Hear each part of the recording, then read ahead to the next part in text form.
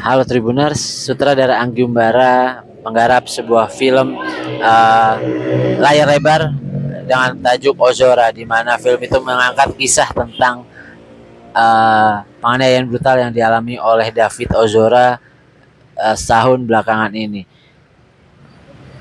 Anggi Umbara mengakui tidak izin kepada pelaku penganiayaan brutal David Ozora karena baginya sebuah film layar lebar tergantung dari point of view yang dia angkat. Sementara film tersebut ia mengangkat dari point of view David Ozora dan juga sang ayah yang terus berjuang meminta keadilan atas kasus yang menimpa keluarganya. Berikut keterangan Anggi Umbara. Gue mau nambahin yang di dalam, walaupun tadi dalam udah lengkap ya. Cuman ada yang belum gue tanya gitu.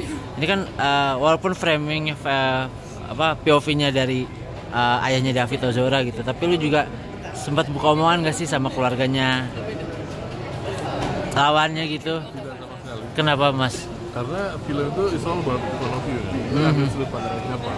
Kalau film dokumenter mungkin dia harus equal semua. Tapi kalau di sini first personnya adalah ya bapaknya David. Oke. Jadi hanya mengambil point of view dari dia. Jadi cuma itu yang kita butuhkan untuk bisa mengangkat cerita dari si David Ozora. Yang kita kan ceritanya Jonathan dan David. Jadi bukan cerita yang lain-lainnya. Ini mengangkat cerita mereka, apa yang terjadi pada dia dan keluarganya. Oh, tapi sejauh ini sama proses syuting berlangsung, mungkin sampai trailer ini sudah siap maksudnya ketika nanti pihak sana menghubungi Mas Anggi nggak sih? Kan mungkin ini kan ngangkatnya dari pihak keluarga David Ozora gitu, dan ceritanya tentang perjalanan dia. Kalau dari pihak yang lainnya untuk membuat film jangan aja. Oh nggak, maksudnya tapi yang kalau komplain saya gitu. Mau mengajukan tuntutan hukum, ya saya nggak bisa melarang, itu kan kuasanya dia. Ya, kita juga punya hak dan kewajiban masing-masing. Ya itu dengan hak dan kewajibannya aja. Atau di film kita udah ada disclaimer bahwa tujuan dibuat filmnya apa.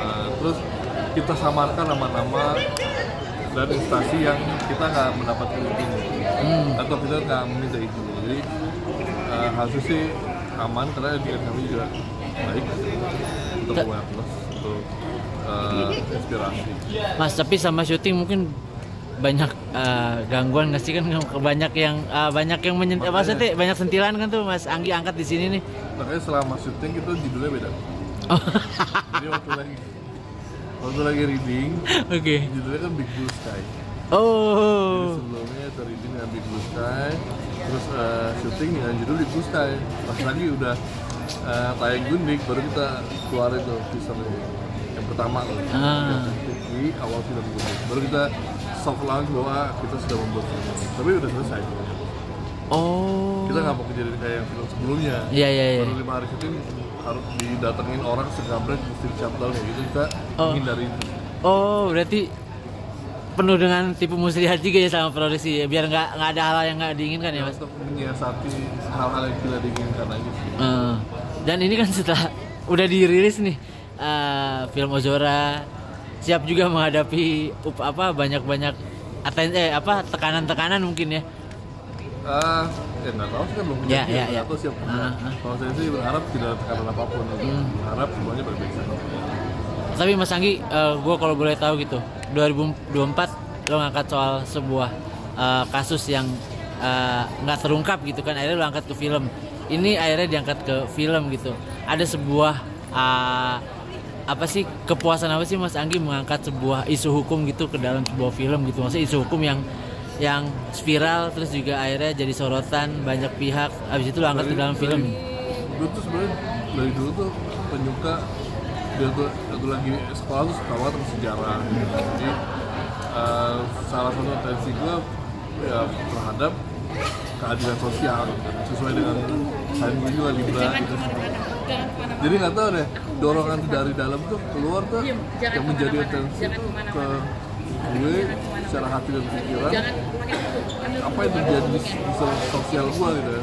Nah itu biasa harinya ini gitu kan, apa yang menjadi tensi dan menjadi keresahan buat gue ya ketidakadilan itu yang kadang bikin gue kesel, mikir dan resah, dan itu gue jadikan sebuah karya, sebuah film. Cuma itu kontribusi yang bisa gue lakukan sekarang. Tapi pandangan Mas, Gue bukan politikus, ya, bukan tentara, bukan apa gitu.